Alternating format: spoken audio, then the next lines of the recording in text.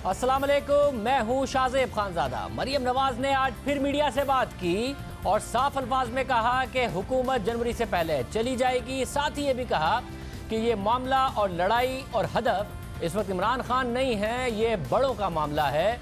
मगर आज वज़ीर-ए-आज़म इमरान खान ने इंटरव्यू दिया और बहुत सारे ऐसे इशूज़ पर बात की जो आज से पहले नहीं की थी। वज़ीर-ए-आज़म ने यह भी कहा कि army chief general Qamar Javed Bajwa की नून लीग की क़यादत से जो मुलाकातें थी वो एक गलती थी, नहीं मिलना चाहिए था।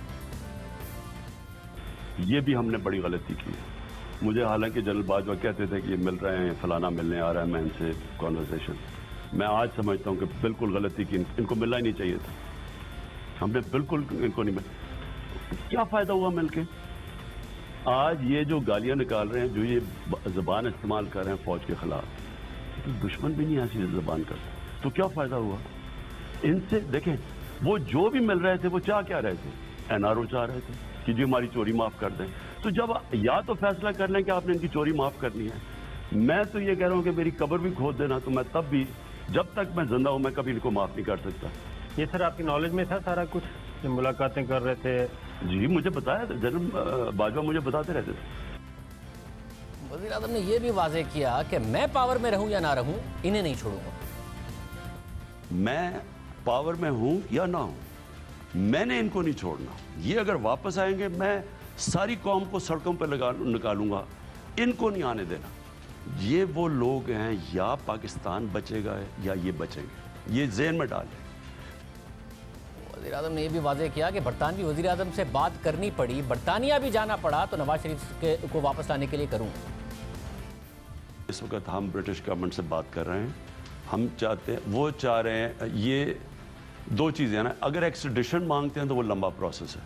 हम कह रहे हैं जो डिपोर्ट करो, डिपोर्ट अभी हो सकता है, क्योंकि ये झूठ बोल के यहाँ से गया था कि इसको बीमारी है, वहाँ जाके इलाज उलूज करवाया नहीं और वहाँ इंतज़ार करता रहा कि NRO मिलेगा, जब नहीं मिला तो अब ये इससे शुरू कर दिया। हुई डिपोर्ट के लिए? जी, उनके ऑफिशियल से हमारी बातचीत चल रही है, रेगुलर बातचीत चल रही है। हमारी पूरी कोशिश है कि अब इसको हम डिपोर्ट करवाएं। तो आप प्रीमियर लेवल पे आप भी इस पे आएंगे अगर मसला हल ना हो? अगर मुझे जाना पड़ा तो फिर मैं बोरिस जॉनसन से बात करूंगा, इसको वापस लाएंगे हर सूरत में? जी। वज़ीर-ए-आज़म ने पहली दफ़ा यह भी कहा कि अगर आम इंतखाबात हुए तो मैं तैयार हूं क्लियर मेजॉरिटी लेकर वापस हुकूमत में आऊं। मैं हर किस्म की आपके लिए जो आप करेंगे मैं तैयार हूं उसके लिए। आप ये सड़कों पे निकल के प्रेशर डालेंगे, मैं उसके लिए तैयार हूँ। आप रिज़ाइन करना चाहते हैं, मैं उसके लिए तैयार हूँ। अगर किसी न किसी तरह अगर इलेक्शन होता है, मैं फिर तैयार हूँ आपके लिए, और मैं आपको गारंटी करता हूँ आप इंतखाबात के लिए तैयार? मैं अगर क्योंकि इंतखाब अभी तो कोई सेंस नहीं है, अगर किसी सूरत, वो कहते हैं ना, hope for the best be prepared for the worst, मैं दोनों के लिए तैयार हूँ। नून लीग के सीनियर रहनुमा हसन इकबाल साहब हमारे साथ मौजूद है। हसन इकबाल साहब, बहुत शुक्रिया हमें शो में ज्वाइन करने के लिए। वज़ीर-ए-आज़म का जवाब, और बड़ा दो टोक जवाब। एक एक इशू पर मैं आपसे बात करूंगा। सबसे पहले, आर्मी चीफ ने जो आप लोगों से मुलाकातें की वो गलती थी, और आर्मी चीफ ने वज़ीर-ए-आज़म को उन मुलाकातों के हवाले से बताया था।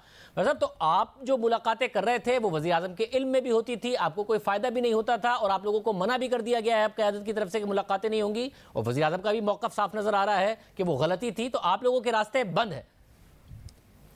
जी देखिए, ये तो खुद वज़ीर-ए-आज़म साहब ने भी इसका एतराफ़ कर लिया है, और मेरा ख्याल है कि अब ये बात वाज़ेह हो गई है कि मुलाकात किसी एक के करने से नहीं होती, दोनों तरफ से ही वो मुलाकात होती है। और वो जो ज़ुबैर साहब हैं वो उसकी वज़ाहत कर चुके हैं कि उनके मरासिम थे और वो 7-7 घंटे मिलते रहे। लेकिन अब चूँकि हमने भी कहा है कि कोई किसी किस्म की ऐसी मुलाकात नहीं होगी जो ऑफ द रिकॉर्ड होगी या अंडर द रडार होगी, ऑन रिकॉर्ड होगी, और वज़ीर-ए-आज़म साहब ने भी इतराफ़ कर लिया है, तो मेरा ख्याल है कि अब उनका हम पे कोई किसी किस्म का मुलाकात का इतराज़ करना बनता नहीं है। ऐसा, मगर अगर वज़ीर-ए-आज़म को पता था कि आर्मी चीफ आप लोगों से मिल रहे हैं या आपके रहनुमाओं से मिल रहे हैं, तो क्या आपको भी बताया गया था कि वज़ीर-ए-आज़म को बताया गया है कि आपकी मुलाकात हो रही है? कि क्या दरमियान में कोई मुज़ाकरात हो रहे थे और रिलीफ की बातें हो रही थी? आप लोगों को भी पता था कि वज़ीर-ए-आज़म के इल्म में है इन मुलाकातों का? देखिए, जैसे आपको मालूम है कि ज़ुबैर साहब कह चुके हैं कि उनकी जो मुलाकातें हैं वो ज़ाती मरासिम की सतह के ऊपर हुई हैं। कोई मुस्लिम लीग नून के ऑफिशियल डेलीगेशन की मुलाकात नहीं है जो मेरे इल्म में हो, और जो हमारी आर्मी चीफ से मुलाकात हुई वो उस पार्लिमानी डेलीगेशन के साथ ही हुई जो गिलगित बल्तिस्तान पे खुद आर्मी चीफ या मिलिट्री की तरफ से बुलाया गया था। लेकिन मैं ये बात ज़रूर आज कहूँगा कि वज़ीर आज़म साहब की गुफ्तगू जो आपने सुनाई है और जो कुछ थोड़ी सी झलकियाँ चूँकि मैं सफ़र कर रहा हूँ मैंने देखी हैं, उससे लगता है कि एक हारा हुआ, घबराया हुआ, ज़िद्दी, मुंतकिम मिजाज इंसान है जिसको ये नहीं पता कि उसका एजेंडा क्या है। शायद उनको एक ही काम आता है कि मैंने लोगों को सड़कों पे कैसे लाना है। अवाम से अगर वो वोट इनके बकौल लाएं, और हम तो समझते हैं कि इन्हें बिठाया गया है सिलेक्शन के जरिए, तो इसलिए नहीं कि इन्होंने लोगों की परेडें करानी है सड़कों के ऊपर। इनको तो चाहिए था कि वो 20 साल की जो इनके फार्मूले हैं, थिंक टैंक्स ने जो नए पाकिस्तान के ऊपर काम किया हुआ था, लोगों को रिलीफ देते। आज कहते हैं जी मैं मुकाबला बड़ा करता हूँ। भाई आप ये मुंह पे हाथ फेर के मोदी को कहते हैं कि मैं कश्मीर छुड़ा के दिखाऊंगा तुम्हें। आप ये हाथ मुंह पे फेर के महंगाई को कहें कि मैं तुम्हें बंद करके बोतल में दिखाऊंगा और लोगों को रिलीफ दूंगा। पिछले 2 सालों में इस शख्स को अंदाजा नहीं है कि आज पाकिस्तान का पहला मसला भी महंगाई है, दूसरा मसला भी महंगाई है, तीसरा मसला भी महंगाई है। मईशत आपने तबाह कर दी है, जिसके आप इंडिकेटर्स बता रहे हैं। कौन से इंडिकेटर है? ग्रोथ रेट हमारा क्रैश हो गया है। मगर ऐसे मतलब आपने कहा कि डिफेंसिव चल रही है ना ज़राअत चल रही है। आपने कहा कि हारा हुआ शख्स नजर आया। हारे हुए, या ये कहा जाएगा कि वो डिफेंसिव होने की बजाय, आप लोगों के जलसे और तनकीद के बाद डिफेंसिव होने की बजाय काउंटर अटैक कर रहे हैं। उन्होंने कहा कि जी अगर आपने एनआरओ चाहिए तो वो तो दूंगा नहीं मैं, अगर आपने इलेक्शन कराने हैं तो इलेक्शन कराने में मजीद मेजॉरिटी लेकर आऊंगा, मैं उसके लिए भी तैयार हूं। आप लोग अगर पावर में आ गए तो मैं आवाम को सड़कों पर लेकर आऊंगा, मैं पावर में नहीं रहा, आपको भी पावर में नहीं। तो उन्होंने सारे ऑप्शन आपको बता दिए हैं कि जी मैं काउंटर अटैक करूंगा, कोई डिफेंस कोई बात भी नहीं करूंगा। आज तो आ गए ना, प्रिपेयर फॉर द वर्स्ट। ये पहली मंजिल है हारने की। जब उनको अपना वर्स्ट नजर आना शुरू हो गया है, इसका मतलब है अभी तो सिर्फ 2 जलसे हुए हैं, गुजरांवाला और कराची का। अभी कोयटा का जलसा होना है और फिर सबसे सुपर जलसा लाहौर का होना है। तो ये तो मेरा नहीं ख्याल कि लाहौर तक पहुंच पाएंगे। इनकी सांसें तो अभी उखड़ चुकी हैं। और असल बात यह है कि आज पाकिस्तान का हर शहरी जिस महंगाई के अजाब से गुजर रहा है, जिस जिंदगी के अंदर उसे जहन्नम में धकेल दिया है इंसाफ की हुक्मरानी ने, जिनको कुछ अंदाजा नहीं है। अब गंदम और चीनी की जो आज कहानी बता रहे थे, इन्होंने खुद अपनी नाकामी कर ली है कि हम फोरकास्ट नहीं कर सके। भाई अल्लाह के बंदे, ये काम ईसीसी के अंदर होते हैं। हर 15 दिन में ईसीसी का फर्ज होता है कि वो मुल्क के स्टॉक्स का जायजा ले कि किस चीज की कमी है, किस चीज को हमें बाहर से मंगाना है, किस चीज को हमें तवज्जो करनी है। ये लोग पहली दफा हुकूमत में आके इन्होंने पाकिस्तान को एक खिलौना बना दिया और अपने अप्रेंटिसशिप प्रोग्राम में वो चलता हुआ पाकिस्तान जो 6% पे ग्रो कर रहा था, उसे क्रैश कर दिया। मगर ऐसे इकबाल साहब देखिए, आप लोग खुद कहते हैं कि एक इंस्टीट्यूशनल डायलॉग की जरूरत है। देखिए प्रैक्टिकली आज उस डायलॉग का रास्ता तो वजीर आजम ने मुकम्मल तौर पर बंद कर दिया है। जब आप लोग कहते हैं कि जी हम मुलाकात नहीं करेंगे तो बंद होता है, और जो होगा वो पार्टी की क़यादत के एतमाद में लेकर होगा। जब वजीर आजम कहते हैं कि जी बिल्कुल गलती थी, मुझे आर्मी चीफ ने बताया था, इसका मतलब है कि आइंदा जो भी इंस्टीट्यूशनल डायलॉग है, क्योंकि चीज़ें इंटेंसिटी बढ़ती जा रही है, जो कुछ कराची में हुआ उसके बाद नज़र आ रहा है कि आमने सामना और तनाज़ा बढ़ता जा रहा है, सिस्टम को भी खतरा हो सकता है, जो कि शाह महमूद कुरैशी साहब ने कहा। तो आज तो वज़ीर आज़म ने किसी भी किस्म के डायलॉग का, चाहे वो इदारों के साथ हो या उनके अपने साथ हो, रास्ता ही बंद कर दिया। नहीं शाहजेब, आप मुझे बताइए कि 2 साल में वजीर आजम ने कौन सा डायलॉग किया है? वजीर आजम के डीएनए में तो डायलॉग है ही नहीं। जब इंडियन एरोप्लेन्स हमारी एयर स्पेस वायलेट कर गए थे, ये स्पीकर के चेंबर में बैठे रहे, ऑपोजिशन के साथ बैठना गवारा नहीं किया, बॉर्डर्स पे मिसाइल लगे हुए थे। आर्मी चीफ ने आके 1.5 घंटा ब्रीफिंग दी है हमें। जब मोदी ने कश्मीर को हड़प कर लिया, उसके बाद 1.25 साल हो गया, ये ऑपोजिशन के साथ बैठना इन्होंने गवारा नहीं किया। इनके तो डीएनए में डायलॉग है ही नहीं। मगर ऐसे नहीं बात होती कि अब यहाँ बैठ नहीं सकते, तो ये इन्होंने दरवाजा क्या बंद करना है? मगर इस वक्त ये मसला है, जैसे गिलगित बल्तिस्तान पे हुआ, आर्मी चीफ से अपोजिशन की क़यादत मिली, एक वाकया आप बता रहे हैं जब भारत के साथ मसाइल हुए। अब मगर जो कशीदगी पैदा हो गई है उसमें तो इस किस्म के ऑफिशियल मामलात और कौमी सलामती के मामलात में भी वज़ीर आज़म ने आपसे बात करनी नहीं है। इदारों के साथ इस वक्त अपोजिशन बिल्कुल आमने सामने आ गई है, तो ये मुल्क के लिए अच्छा नहीं है ना। इसका कोई रास्ता तो निकालना पड़ेगा, कोई कौमी सलामती का खुदा न खास्ता मसला हो। ये इमरान खान साहब ने मुल्क को एक बंद गली में लाके खड़ा कर दिया है।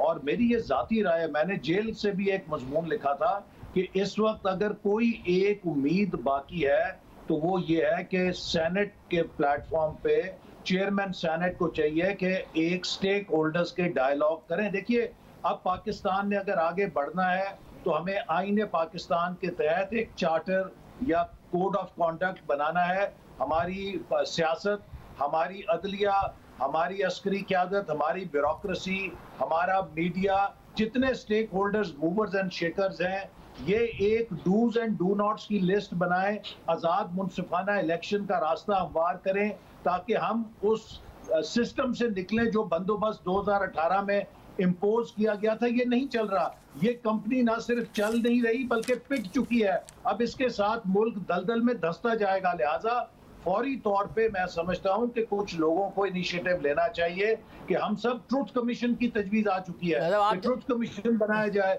जिसको बहुत लोग सपोर्ट कर रहे हैं। तो इस तरह का कोई प्लेटफॉर्म पर सब बैठे, आइन को अपने सामने रखें, उसके तहत नए इलेक्शन का रास्ता निकालें और अगले 10 साल के लिए कोड ऑफ कॉन्डक्ट बनाएं। मगर ऐसे इकबाल साहब, आप लोग कह रहे हैं कि जनवरी से पहले हुकूमत जाएगी, डायलॉग की बात हो। वजीर आजम कह रहे हैं मैं जनवरी से पहले नवाज शरीफ को वापस लेकर आऊंगा, और अगर ना बात बनी तो मैं खुद जाके बरतानवी वजीर आजम से बात करूंगा और खुद बरतानिया जाऊंगा, उनको वापस लेकर आऊंगा। तो आप लोग हुकूमत को भेजेंगे या फिर बरतानिया वाले नवाज शरीफ साहब को यहाँ भेजेंगे? ये शख्स इतना नाबलद है हर चीज से। इन्होंने सऊदी अरब से हमारे ताल्लुकात खराब कर दिए हैं। इन्होंने चाइना के साथ जो सी पैक था उसको तबाह बर्बाद करके उधर भी ताल्लुकात में एक नॉर्मल सी नहीं रखी। अब बरतानिया के साथ ये चले हैं। बरतानिया इस तरह नहीं चलता। बरतानिया में नैब जो है वो वजीर आजम के मतहत काम नहीं करता। उनके अदारे आज़ाद हैं, उनके सिविल इदारे हैं। वो इस तरह नहीं होता कि आप किसी को जाएंगे तो हाथ पकड़ के वजीर आजम जहाज में आपके बिठा देगा। नवाज शरीफ साहब वहाँ जब तक है अपने मुआलजीन के सर्टिफिकेट के बगैर वो नहीं आ सकते। और ये जो वजीर आजम साहब ने उनके खिलाफ तकरीरें की हैं, इन्होंने तो खुद मोहर लगा दी है कि उनको कोई वहां से ना। यानी आप ये कह रहे हैं कि नवाज शरीफ साहब जो आपका पहले का वर्जन है कि इलाज करा के वापस आएंगे, हुकूमत ने कोशिश करनी है तो कर ले, वजीर आजम ने बरतानिया जाके बरतानवी वजीर आजम से बात करनी है तो कर ले। जी, मैं कहता हूँ ये जितनी मर्जी कोशिश कर लें, ये end of the day Pakistan और बरतानिया के ताल्लुकात में खिंचाव पैदा करेंगे। नवाज शरीफ साहब वहां से वापस आएंगे अपना इलाज मुकम्मल करके। उनकी वापसी की कुंजी उनके मौलजीन के हाथ में है, वहां पे किसी नैब के हाथ में नहीं है कि जिन्होंने मन मर्जी करके आइन कानून को तोड़ते हुए जिस तरह मर्जी किसी को अंदर कर दें, किसी को बाहर कर दें। बाहर की दुनिया तो किसी कानून और ज़ाब्ते पे चलती है ना। हमारे यहाँ तो इस वक्त अंधेर नगरी चौपट राज इमरान खान साहब ने बनाया हुआ है। जो नैब राज यहाँ पे है, बरतानिया में तो इस तरह का नहीं है कि इनकी मर्जी और मंशा। बहुत शुक्रिया। इकबाल साहब हमारे साथ मौजूद थे। प्रोग्राम में एक ब्रेक शामिल करेंगे। जस्टिस काजी फाइज ईसा के हवाले से अहम फैसला आया है हुकूमत के लिए, सदर पाकिस्तान के लिए, खुद जस्टिस फाइज ईसा के लिए, उसके क्या असरात हो सकते हैं, बात करेंगे एक ब्रेक के बाद।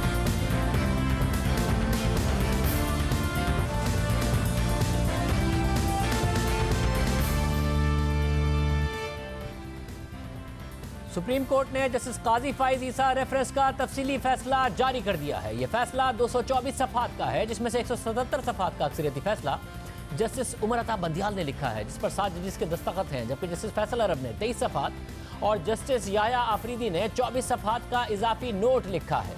अक्सरियती फैसले में सदारती रेफरेंस में कई खामियों की निशानदही की गई है, जिसके नतीजे में इस रेफरेंस को कलअदम करार दिया गया है। फैसले के पैराग्राफ नंबर 136 के मुताबिक ये बात वाज़ेह हो जाती है कि जस्टिस काजी फाइज ईसा के खिलाफ रेफरेंस में बहुत सारी खामियां हैं। पहली खामी, दरख्वास्त गुजार के खिलाफ तहकीकात की मंजूरी वजीर आजम और सदर की तरफ से नहीं दी गई, बल्कि वजीर कानून ने इसकी मंजूरी दी। दूसरी खामी, कानून के मुताबिक जस्टिस काजी फाइज ईसा की अहलिया को रेफरेंस दायर करने से पहले नोटिस जारी नहीं किया गया।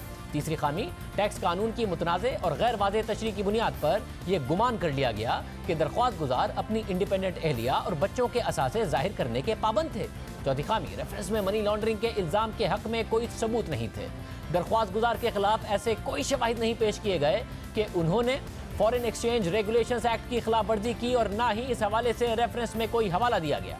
छठी खामी, सदर को अटॉर्नी जनरल और वजीर कानून जो रेफरेंस के चीफ आर्किटेक्ट थे, उनकी तरफ से रेफरेंस की ताकत और कमजोरी के हवाले से एडवाइस मिली। सातवीं खामी, सदर ने रेफरेंस में उठाए गए कानूनी सवालात पर किसी तीसरी पार्टी से कोई राय नहीं ली।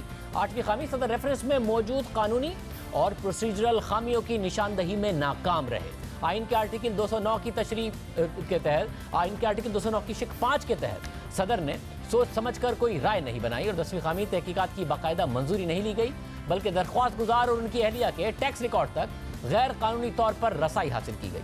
आर्टिकल 209 के तनाजुर में हुकूमत की गलतियां जानबूझकर कानून की तौहीन है। अक्सरियती तहरीरी फैसले में इन तमाम नकात पर तफसील से रोशनी भी डाली गई है। तहरीरी फैसले के मुताबिक वजीर आजम के मशवरे की सदर की जानिब से मंजूरी के लिए ज़रूरी है कि सुप्रीम कोर्ट के जज से मुताल्लिक शिकायत पर पहले तहकीकात की जाए, मगर मौजूदा रेफरेंस में हमारे सामने ऐसी कोई चीज़ नहीं जिससे पता लगता हो कि जस्टिस काजी फाइज ईसा के खिलाफ किसी तहकीकात की मंजूरी दी गई थी, बल्कि रिकॉर्ड से जाहिर होता है कि जस्टिस फाइज ईसा के खिलाफ शिकायत की तहकीक की वाहिद मंजूरी वो थी जो वजीर कानून फरोग नसीम ने दी थी, जिनके पास कानून की किसी भी तशरीह के मुताबिक दायरा इख्तियार ही नहीं था। वजीर आजम और सदर जो इस मामले की मिजाज अथॉरिटी है, उनसे वजीर कानून ने राब्ता ही नहीं किया।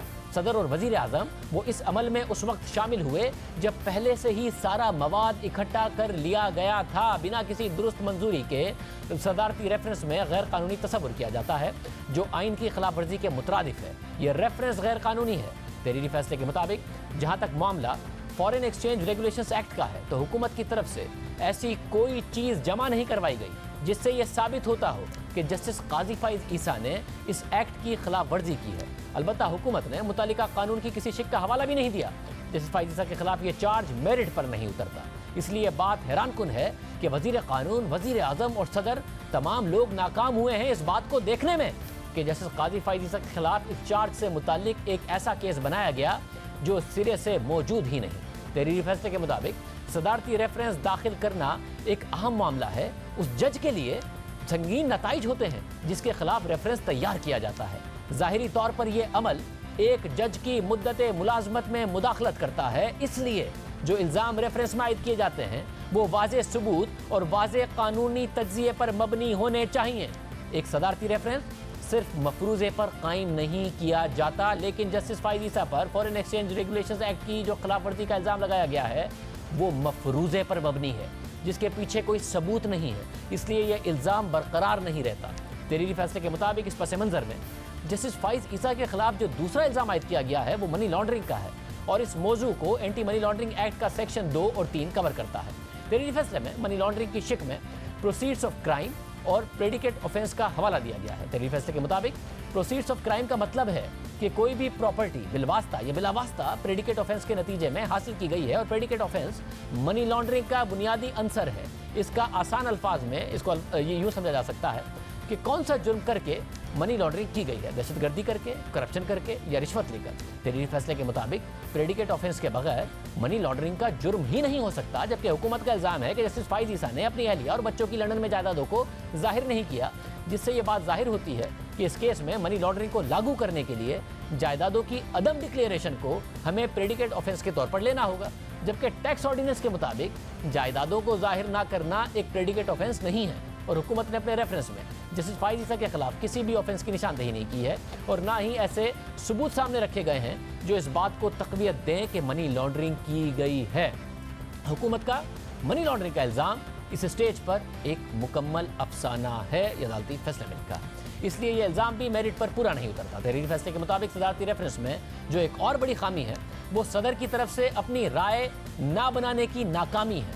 आइन वाज़े तौर पर यह बताता है कि सुप्रीम कोर्ट के जज के खिलाफ सुप्रीम जुडिशल काउंसिल इंक्वायरी की हिदायत से पहले सदर को ये राय बनानी चाहिए थी कि वो जज मिसकंडक्ट का मुर्तकिब हुआ है या नहीं। सदर के लिए यह ज़रूरी था कि इन लोगों से मशवरा लेते जो टैक्स और माली मामलात में महारत रखते हैं। हम ये नहीं कह सकते कि सदर को किससे कानूनी मशवरा लेना चाहिए, लेकिन ये ज़रूर कह सकते हैं कि किससे नहीं लेना चाहिए। इंसाफ का तकाजा यह है कि जो लोग इस केस की तहकीकात और रेफरेंस बनाने में शामिल थे वो सदर को ब्रीफ तो ज़रूर कर सकते हैं, मगर उन्हें यह मशवरा नहीं दे सकते कि आया ये रेफरेंस काबिल समात है और ये सुप्रीम जुडिशल काउंसिल की इंक्वायरी के लिए मौजू है, क्योंकि रेफरेंस बनाने वालों के लिए वाज़ेह कॉन्फ्लिक्ट ऑफ इंटरेस्ट है कि वो अपनी ही काम की कमजोरियां देखें। मगर मौजूदा रेफरेंस में यही सब कुछ किया गया। ये बात तस्लीम शुदा है कि अटॉर्नी जनरल और वजीर कानून जस्टिस फाइज ईसा के खिलाफ रेफरेंस फ्रेम करने में शामिल थे। मुनसिफाना होने के लिए यह ज़रूरी था कि सदर पाकिस्तान इन कानूनी माहिरीन से राय लेते जो इस रेफरेंस को फ्रेम करने में शामिल नहीं थे। हमें लगता है कि सदर की राय पर उन लोगों का नाकाबिले तस्लीम मशवरा असरअंदाज हुआ है जो इस रेफरेंस को फ्रेम करने में शामिल थे। इसलिए ये बात नहीं कही जा सकती कि सदर ने एक रेफरेंस दाखिल करने के लिए एक इन्फॉर्म्ड ओपिनियन कायम किया था, बल्कि उन्हें सिर्फ वजीर आज़म के मशवरे की उन्होंने पैरवी की थी और उसकी सदाकत का जायजा नहीं लिया था। इन तमाम खामियों के पेश नज़र रेफरेंस को कलअदम करार दिया जाता है। ये रेफरेंस सदर की तरफ से दायर किया गया और जब सदर पाकिस्तान से इस हवाले से पूछा गया कि क्या उन्होंने माइंड अप्लाई किया था, क्या उन्होंने खुद आज़ादाना तौर पर इस मामले की तहकीकात की या किससे मशवरा किया था, तो उन्होंने क्या जवाब दिया था, जरा देखिए। क्वेश्चन इज, आपने तमाम मवाद अपनी निगरानी में इकट्ठा करवाया, तो आप कहते मेरे पास इंटेलिजेंस मैंने नहीं कराया बीबी। ये आप क्या इम्प्लाई कर रही हैं? देखो ये आया, सुनो तो ना, वेरी सिंपल है ना, just to keep away the confusion. ये आया प्राइम मिनिस्टर साहब के साथ एवरीथिंग के ने भेजा मुझे कि जी ये है, ये सिचुएशन है और इसका क्या करें। तो द बेस्ट ऑप्शन इज कि इसका जो फोरम है उसमें भेज दिया जाए। पार्लियामेंट में ट्रायल के लिए भेज सकता था, नहीं। मीडिया को भेज देता, मीडिया तो बहुत खुश होती, but that was the wrong thing to do. The only forum, only legal forum is Supreme Judicial Council. What's wrong with that? That's not under contest.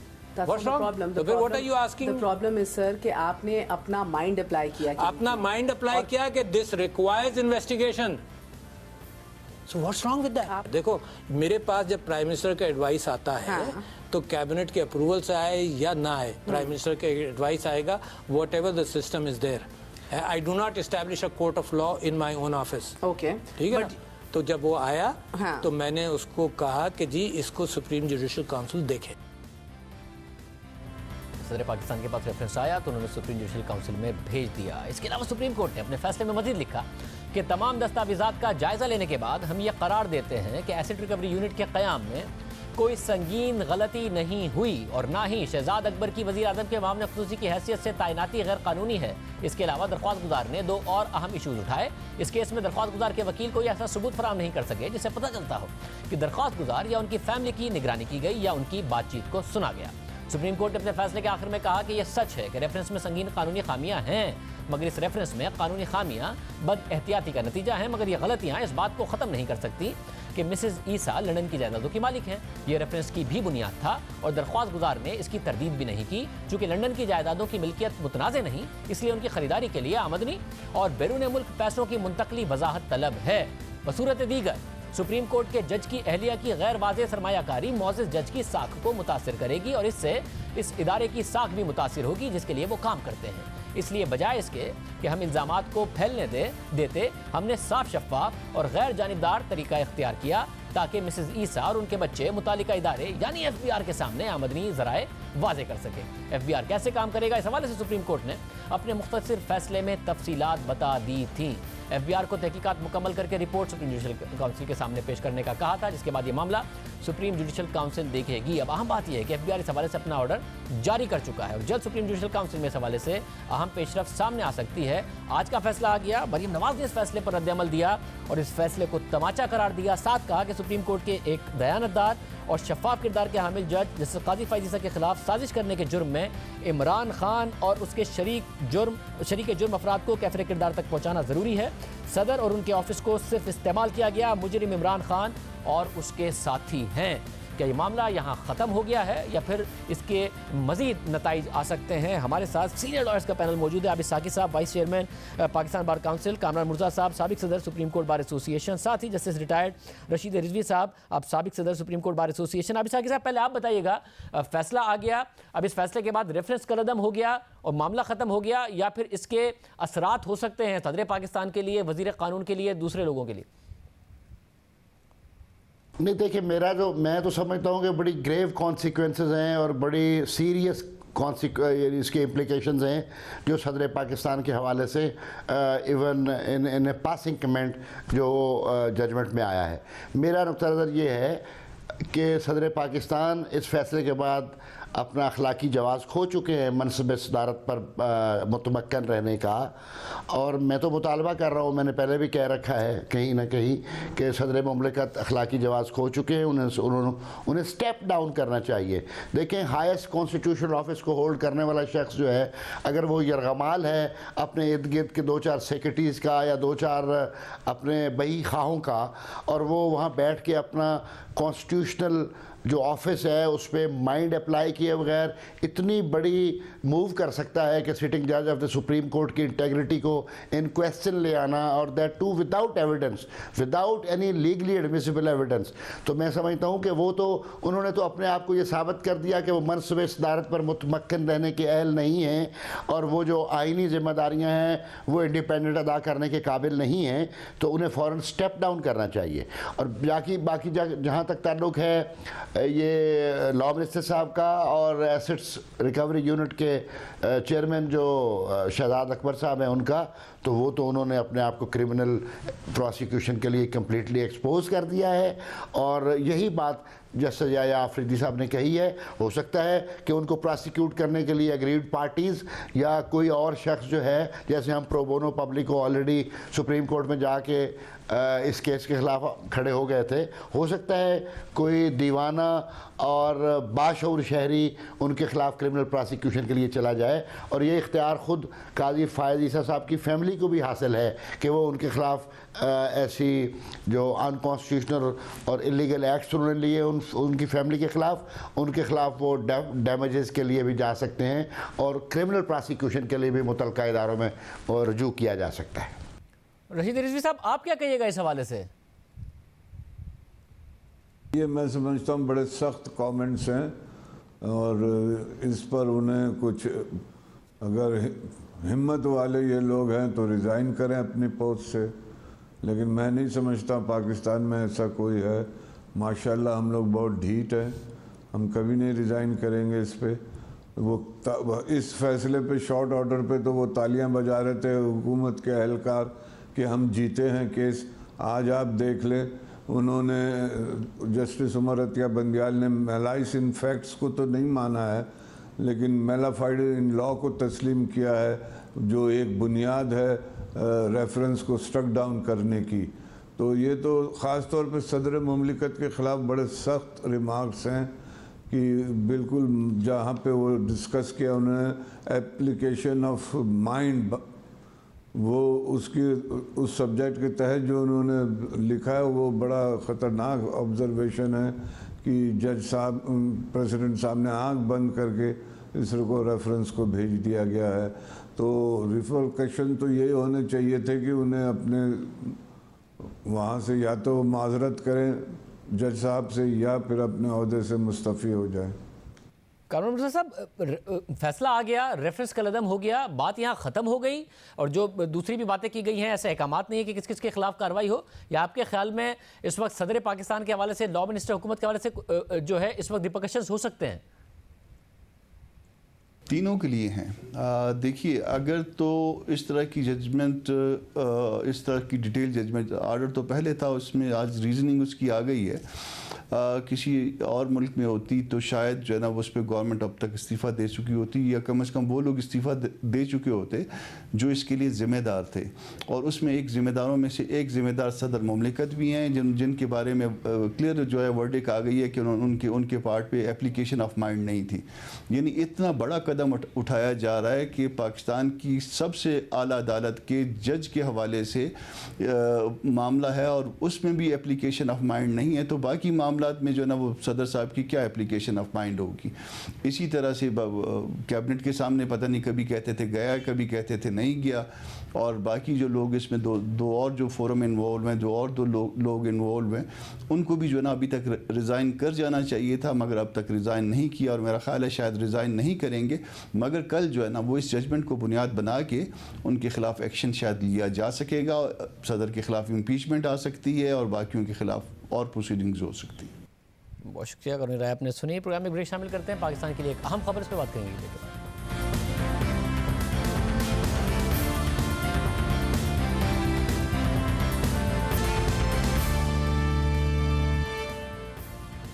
Financial action task force का 3 रोजा इजलास आज खत्म हो गया। इजलास में पाकिस्तान का नाम ग्रे लिस्ट में बरकरार रखते हुए मुल्क में मनी लॉन्ड्रिंग और दहशतगर्दों की माली मुआवनत रोकने के हवाले से किए गए इकदाम को सराहा गया और पाकिस्तान को अपने कवानीन में मजीद बेहतरी लाने के लिए अगले साल फरवरी तक का वक्त दिया गया है।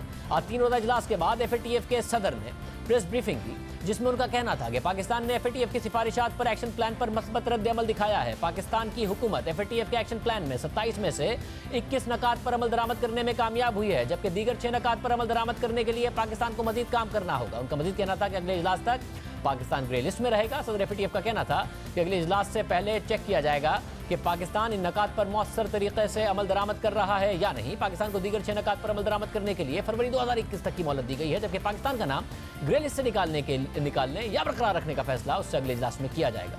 प्रेस कॉन्फ्रेंस में सदर FATF ने मंगोलिया और आइसलैंड का नाम ग्रे लिस्ट से निकालने और ईरान और शुमाली कोरिया का नाम ब्लैक लिस्ट में बरकरार रखने का ऐलान भी किया। इस हवाले से वफाकी वजीर हमाद ने ट्वीट किया, जिसमें उनका कहना था कि पाकिस्तान ने FATF के एक्शन प्लान पर मुतासिर कुन पेशरफ्त की है। एक्शन प्लान के 27 में से 21 नकात पर अमल दरामद हो गया है, जबकि दीगर 6 नकात पर जुज़वी कार्रवाई मुकम्मल कर ली गई है। एक साल में हमने 27 में से 5 नकात पर अमल करने से लेकर 27 में से 21 नकात पर इकदामात मुकम्मल किए, जबकि FATF ने पाकिस्तान का नाम ब्लैक लिस्ट में डालने को मुकम्मल रद्द कर दिया है। मौजूदा एक्शन प्लान पर अमल करवाने के बजाय इस बार सारी गुफ्तगू का मतन ये रहा कि किस तरह पाकिस्तान को अगले साल होने वाले दूसरी वैल्यूएशन में सहूलत फराहम की जाए। तो प्रोग्राम में एक ब्रेक शामिल करते हैं।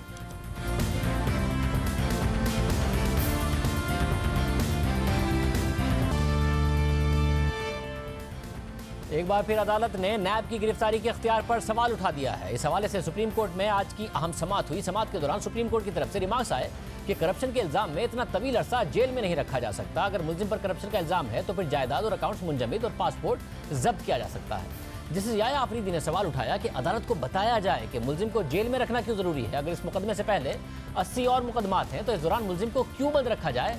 बेंच के सरबराह जैसे रुमत्ता बंदियाल ने रिमार्क दिए कि करप्शन इंसानियत के खिलाफ जुर्म नहीं है, इसलिए इसमें किसी फर्द को जेल में रखने का ज़ाब्ता तय होना चाहिए। दौरान समाअत अदालत ने नैब के ज़रिए इल्तवा मुकदमात पर नोटिस लिया और कहा कि नैब मुकदमात में मुलजिमान को तवील अरसे तक हिरासत में रखना नाइंसाफ़ी होगी। अगर मुलजिम से मुआशरे या ट्रायल पर असरअंदाज होने का खतरा हो तो ही उसे गिरफ्तार रखा जा सकता है। जैसे रुमत्ता बंदियाल ने रिमार्क दिए कि मुलजिमान को गिरफ्तार करने के अलावा दूसरे तरीके भी इस्तेमाल हो सकते हैं। ये पहला केस नहीं है, इससे पहले भी अदालतें गिरफ्तारी के हवाले से सवालात उठा चुकी हैं। इजाज़त दीजिए।